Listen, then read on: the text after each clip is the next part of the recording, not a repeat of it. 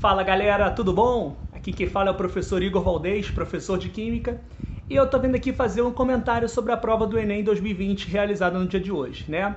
A prova de Ciência da Natureza, a gente teve hoje a prova de Química, que foi uma prova muito legal, assim, comparada aos últimos anos.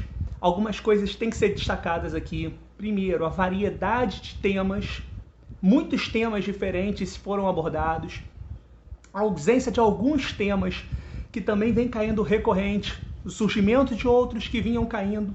Isso tudo a gente vai comentar nesse vídeo aqui, tá legal? Gostei muito da pegada, a questão em relação à parte numérica, pouquíssimas questões relacionadas à conta, aquela parte que, né, geralmente chama a atenção negativamente do pessoal. A gente teve poucas questões na parte de conta e bastante questão na área de conhecimento químico, tá legal? Fora as questões interdisciplinares, a gente teve algumas questões bem diretas, textos curtos, enunciados, comandos bem objetivos, e eu vou falar com vocês sobre essas questões aqui, tá legal? Vou destacar alguma questão ou outra, tá? Para a gente poder falar alguns assuntos aqui que foram realmente importantes.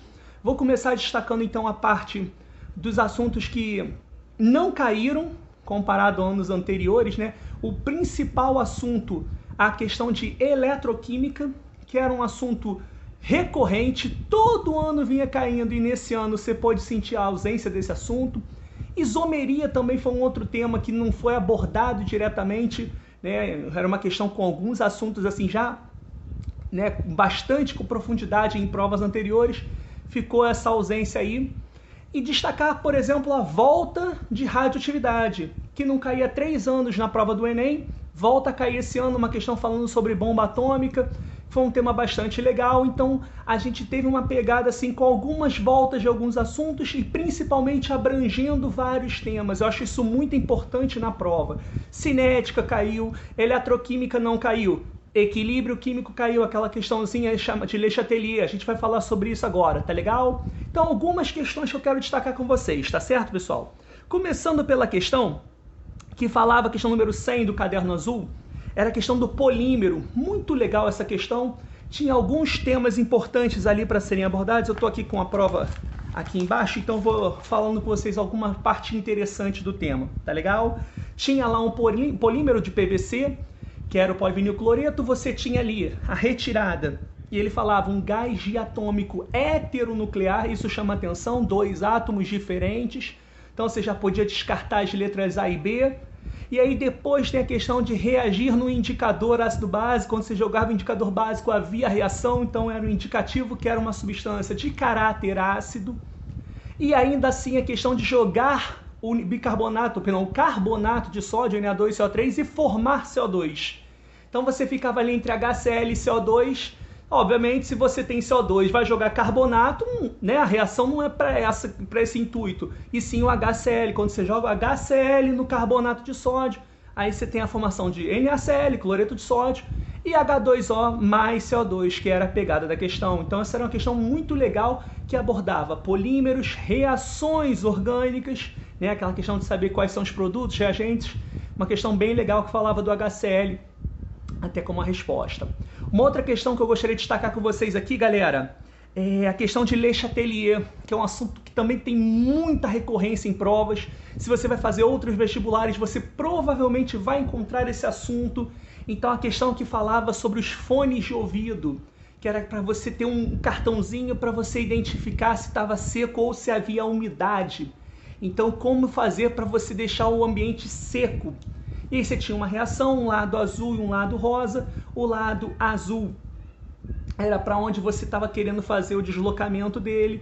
Então aquilo ali você tinha que envolver o ΔH da reação, era um ΔH negativo, uma reação exotérmica. Então o sentido natural da reação para a direita, para o lado rosa, é o sentido exotérmico, para o lado esquerdo o sentido endotérmico.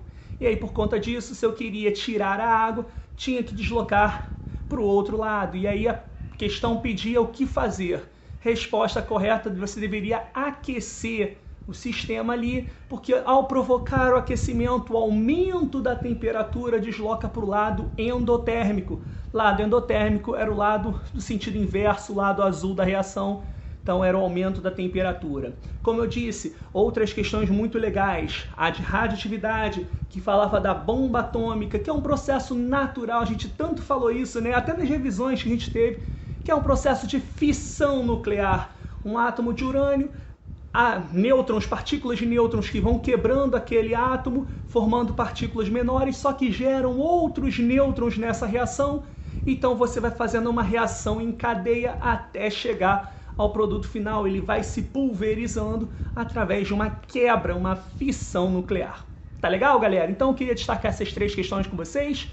Tiveram várias outras, umas de conta, outras mais de raciocínio, mas eu acho que a pegada desse ano, comparada a outros anos, você que vem fazendo essas provas, ou até mesmo você que veio pegando só para conhecimento, quando compara com 2020, eu achei uma prova com uma pegada muito mais interpretativa e que mostra ou que pede que o aluno tenha conhecimentos químicos, não matemáticos, mas entendimento da matéria. Então, se você estudou vários assuntos, você provavelmente foi contemplado na maioria das questões. Tá legal? É isso.